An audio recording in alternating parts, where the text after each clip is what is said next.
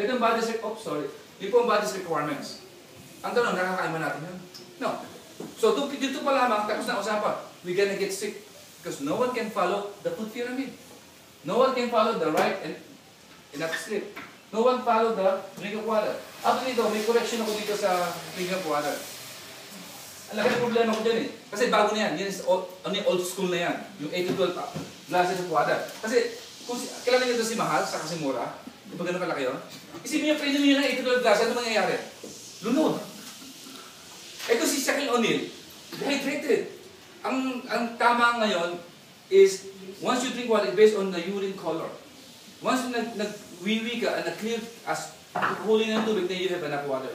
Hydrated ka na.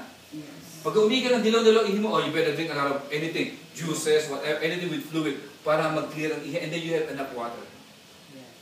Yun lang king yun. This is actually, pero I have no choice. This is based on what the doctors and everybody's using.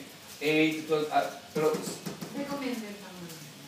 It's recommended. Pero I would, sana, let's just say, as long as yung wee is clear, hindi ba na water. That's the correct one.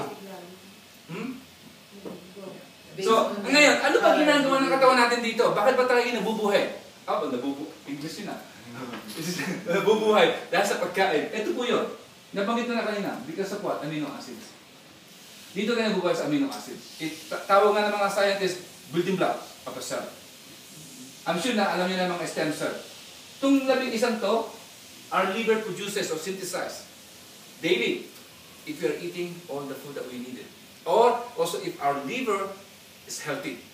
Ano yung nasa kaliwa nyo? Yan tinatawag ng mga scientists o immunologists na 9 essential amino acids. Bakit essential? It's coming from outside. From the food. Ano problema sa food? Eating habits ng Pilipino. Ang malunggay, meron nga siyang anime. Pero the way we eat the food, we're not benefiting.